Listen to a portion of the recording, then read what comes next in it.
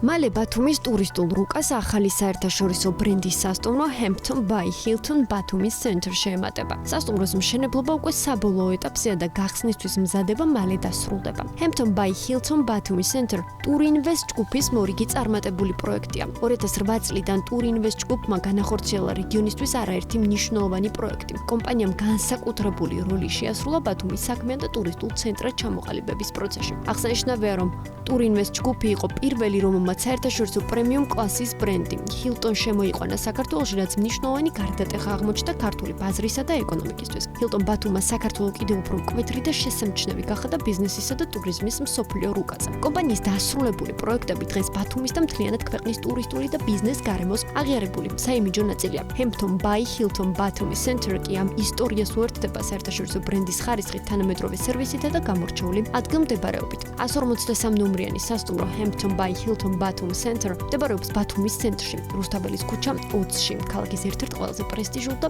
აქტიურ უბანში. მდებარეობა იდეალურია როგორც ტურისტებისთვის, ასევე საქმიანი მოგზაურობისთვის, რომლებიც აფასებენ ქალაქის ცენტრთან სიახლოვეს სანაპიროსთან, უშუალო წვდომას და მიმოსვლის სიმარტივეს. აღსანიშნავია, რომ დღესდღეობით ქართული ბაზარი გაჯერებულია 5 ვარსკვლავიანი სასტუმროებით, მაღალი ხარისხის საშუალო საფასო კატეგორიის შეთავაზებით კვლავ დეფიციტურია. მომხმარებელს კი მრავალფეროვანი არჩევანი არ აქვს. Hampton by Hilton ბათუმის ცენტრი სწორედ ამ სივრცეს ავსებს ბრენდირებული ხარისხით დახვეწილი დიზაინით და ხელმისაწვდომობით, რაც მას კონკურენტულ უპირატესობას ანიჭებს.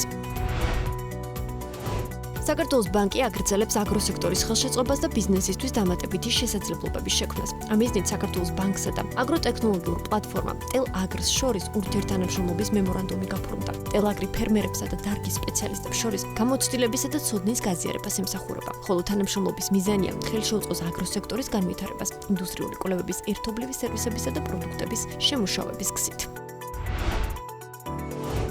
ტურისტული კომპანია Go Tour-ის დამფუძნებელი ნინო ციკლაური BMJTV-ის გადაცემაში ქალების ნარატივში ბოლო პერიოდში ტურისტულ პაკეტებზე გაზრდილი ფასების შესახებ საუბრობს. მისი თქმით, საქართველოში ტურისტული პროდუქტები დაახლოებით 30%-ით გაზრდა. იმის პარალელურად, რომ მოქალაქეების ხელფასები არ იზრდება. მისი ინფორმაციით, მათი სეგმენტი მოგზაურობას ჯერ კიდევ ახერხებს, ასევე თუ მომხმარებელი წინასწარ ჩავშნია, შესაძლებელია პაკეტებზე მინიმუმ 30%-ით იაფად მოგზაურობა. ციკლაური ასევე საუბრობს მიმართულებებზე, რომელთა მიმართაც მოთხოვნა იზრდება. მისი თქმით, საბერძნეთი და თურქეთი კვლავ ლიდერობენ, თუმცა თურქეთის ფასები მნიშვნელოვნად გაძვირდა და საბერძნეთს გაუტოლდა. რის გამოც ბოლო პერიოდში საბერძნეთზე მოთხოვნა მოიმატა. საგულისხმოა, რომ აქტიურად იზრდება ქართველი მოგზაურობის რიცხვი, განსაკუთრებით ასაკოვანი მოქალაქეების. ნინო ციკლაურის ინფორმაციით, ასაკოვანი მოგზაურობის მომართვიანობა მათ კომპანიაში 5%-მდე არის გაზრდილი.